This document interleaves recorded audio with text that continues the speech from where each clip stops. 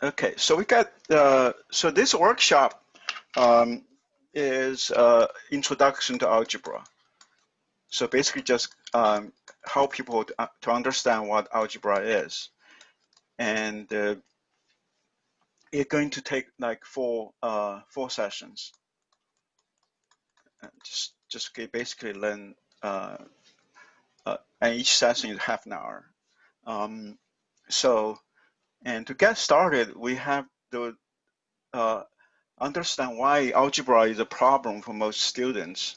The biggest obstacle is um, the elementary school math. Elementary school math, which we call arithmetic, and algebra are two totally different games, even though they are all math. They are two different branches of math. It's kind of like if we use sports to illustrate. This is kind of like a baseball, and this kind of like football. So things changed. But unfortunately, um, um, most students were not told such that there's something is changed. And so different game and different rules. Another way to look at it is different language. Maybe this is our English, and now we are getting into, let's say, French. So things are different now, and vocabularies and grammars and all that.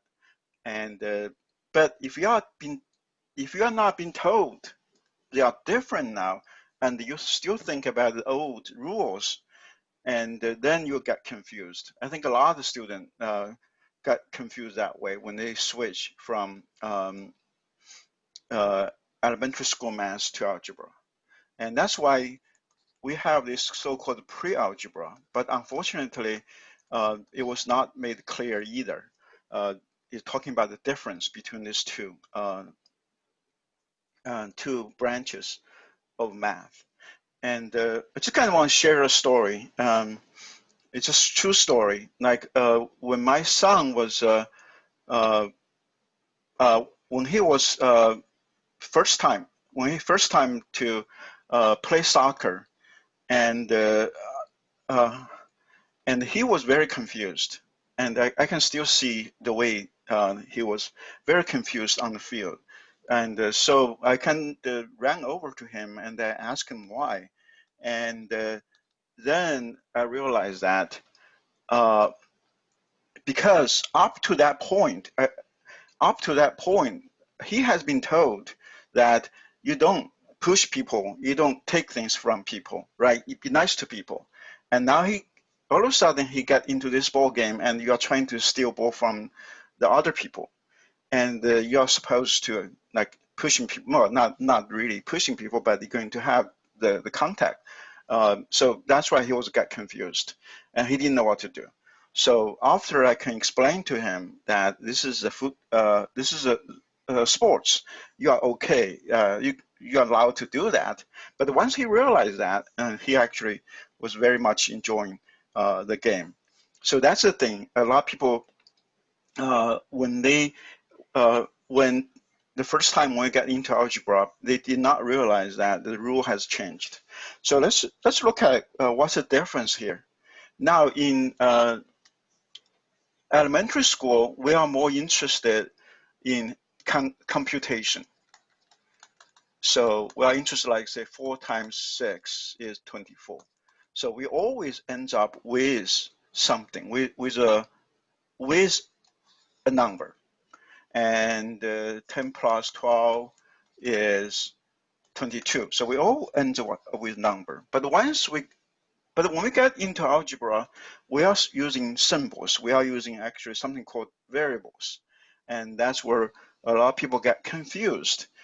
It's because when we get to algebra, we are not as much interested in computation. We are more interested on the properties of numbers. Like for example, we have number like 2, 4, 6, 8, 10. Now, different numbers, but they have something in common, which is that they're all even number, and these always have factor of 2. So it has to be 2 times something. Now, in order to represent an even number, in algebra, we just use a variable. We say 2 times n, and n is, we call it counting number. So a counting number is any number from 1, 2, 3, 4, 5. So as long as we have a factor of 2, this is a even number. Mm-hmm. So I always like to ask like my student if they are with me. So if you are with me, you can just type plus, and if you are not quite understand, you can type minus.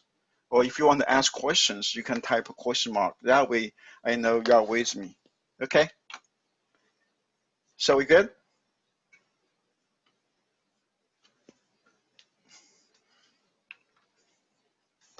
Hello, Sheila, we're good? Okay, so now we find a way to represent an even number, and we actually use the symbol here, this n. And then we notice something here is 2 plus 2 is 4, and 4 plus 10 is 14, and 6 plus 8 is also 14. And even though we have different numbers, but they're all same, there is something, there is a mathematical truth.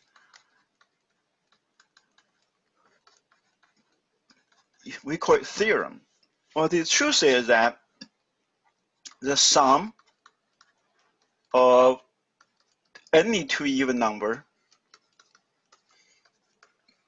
is even. Even numbers is even because we check all numbers. We can even say 1,000 plus 2,000 equals 3,000. That's still, this is an even number, even number is even number. And we see that. And so it comes to say, okay, maybe that actually is true for all even numbers. But how do we know that for sure? How can we prove that? And so that's why something different in algebra. In algebra, we're able to prove something is true. Okay, so in this case, we can say, all right, now there's two numbers, two even numbers. Let's say A and B. A and B are any two even numbers. So, and now because they are even numbers, we know A has to be 2 times a counting number. Now B has to be 2 times another number. So both N and M are counting numbers, which means they can be even or odd. But if we add them together, A plus B is 2M plus 2M, and that actually is 2M plus M. Now, M plus M is a counting number because N is a counting number, M is a counting number. But now we have a factor of 2. So we know the sum itself also have a factor of 2. Therefore, the sum, by definition, is an even number. So this way, we prove this. This is true for all even numbers. So even though we don't really care about what's n, what's m, we just say, okay, this could be any counting number, and we don't really care about a and b, what number they are. As long as they are even numbers, then the sum has to be even. So that's a typical way of algebra. We can use algebra to prove something is true. So we good here.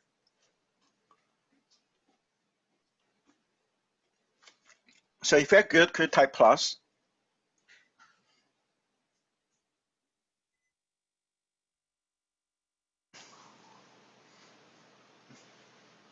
Okay, all right. So I'm going to give another example. Now we know that 2 apples plus 3 apples are 5 apples, and 2 bananas plus 3 bananas is 5 bananas, or 2 cats plus 3 cats are 5 cats. So we see that 2 plus 3 is 5. It doesn't matter what they are as long as the same thing. And we also see this is true with numbers. Say 2 times 4 plus 3 times 4 is 5 times 4. So basically 2 groups of 4 plus 3 groups of 4 is 5 groups of 4. Or 2 times 11 plus 3 times 11 is 5 times 11. And that is true with any number. So the way then we can write as 2x plus 3x is 5x. And so now we can work on something like that. We can add them, even though we don't know what the value of x is. But we know that 2 groups of something plus 3 groups of the same thing, and it's 5 groups of that thing. So that way, this tells us mathematical truth. And that works for any number. So let's give another example. So far, we haven't really get down to any value because we don't care. And what we care about is something that is true for all the numbers. It doesn't matter what number. As long as the number, then 2x plus 3x is 5x. So this is something we call the variable. And this one has a different meanings. And the variable, okay, before we go to next one, are we good here? Any question on this one?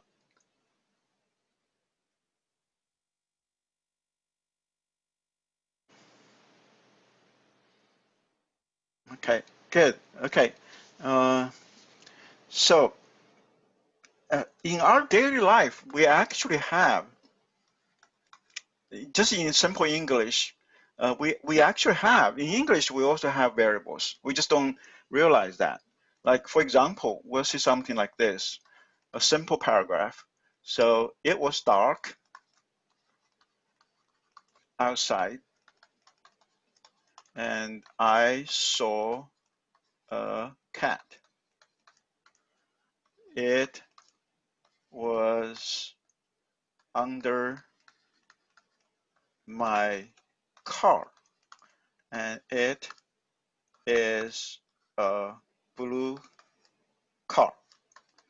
So now here we see the same thing, word it,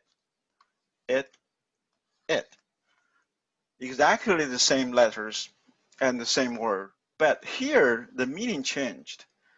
Here it becomes, we know this is talking about the weather, and here we know this is talking about the cat, and here we know it's talking about the car. So it changes meanings just in the same paragraph.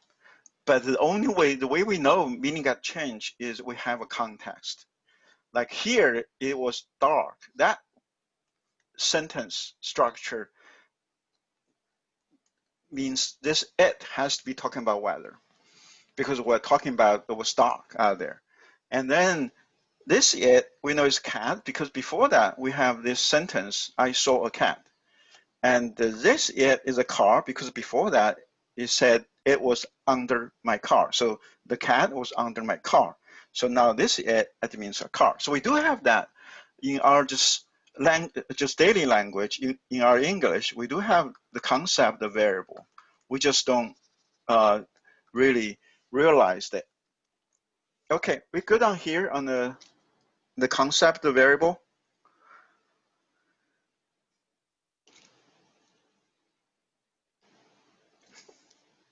Cool. All right. All right. So now we're actually going to talk a little bit about the history of algebra. Yeah. Actually, algebra came from. It was actually originated in India, and then the Arabs developed it, and then European learned from the Arabs actually in Northern Africa. That's how they learned it. So we got 3 continents: the India, the Middle East, and then Africa, and then Europe. And so the very basic element of algebra actually is the so-called Arabic numeral: 0, 1, 2, 3, 4, 5, 6, 7, 8, 9. And that's what we have, 10 numerals. And this is called Arabic numeral, but actually was originated in India. So sometimes people call this Hindu Arabic numeral. So it's from India, and then the Arabs developed it, and then it was actually originated in India in the 5th century.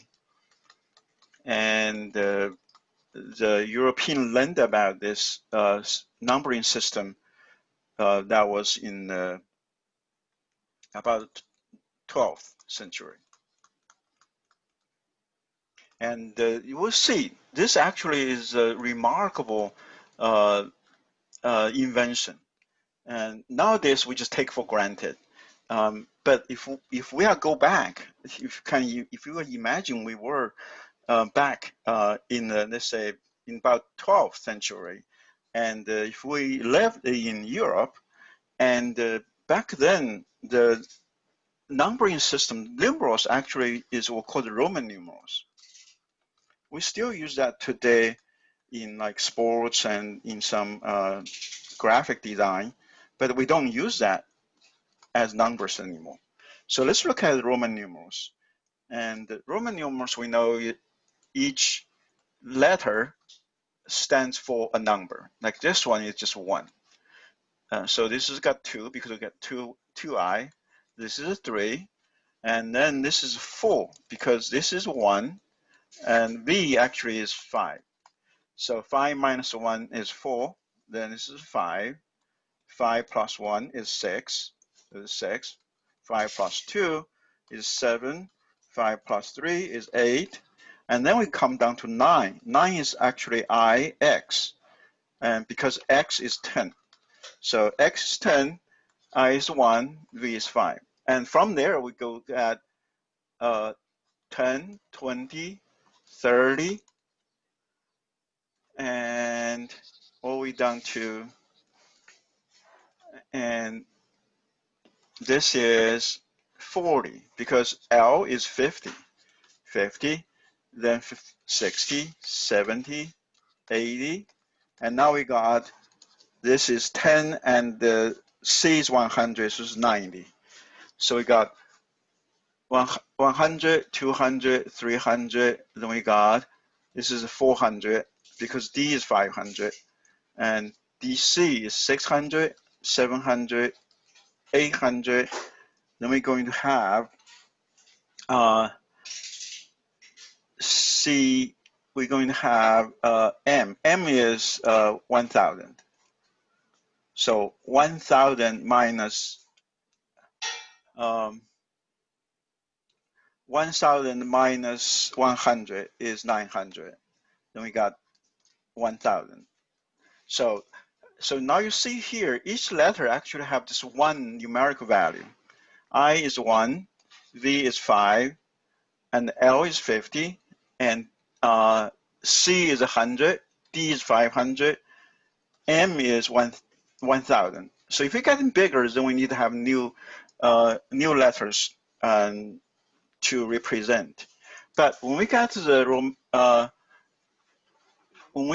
the Arabic numerals, we always have just 0, 1, 2, 3, 4, 5, 6, 7, 8, 9. And those actual letters can think this as symbols. And those symbols itself actually has different meanings or different values. For example, if we have something had 222, the same 2 have different value. This is just 2. And this actually is 20. And this is 200. So the same letter, same symbol, have different numerical values. And this is called the place value, depends on where they're at. So even the same letter or same symbol has different values. Or we could have 222.22, then this one actually is 2/10, its value. And this place value is 200. So it depends on where they are, they have different value. So that's what we call place value. So you can see that now we only need is 10 symbols. And with that 10 symbols, we can represent any number that we care to write down, which is itself is a great invention. And also with the Arabic numerals, we can do calculation very easily. We just can use pens to do calculation. And before that, we cannot do with Arabic numeral. Arabic, let's say 123 plus 340, 49. That's going to be kind of crazy. We won't be able to do any calculation with that. But with Arabic numerals, we can simply do like 23 plus 45. We can just add them. This is 8, this is 6. So this, now we just take for granted. But when it was invented, when it started people using it, it's really a revolution. And the Europeans learned that from the Arabs, and pretty soon the Arabic numeral replaced Roman numeral, and people starting actually be able to do calculations just on a piece of paper. Okay, so that's kind of introduction about what it means, what is algebra, and where does it come from. And the next lecture, we actually going to talk about rules of algebra, because we have to understand the rules before we actually can do algebra. Okay, all right. Any case questions so far?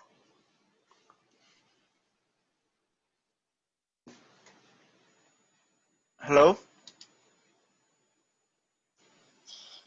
That was great. Thank you. Oh, you're welcome. Welcome.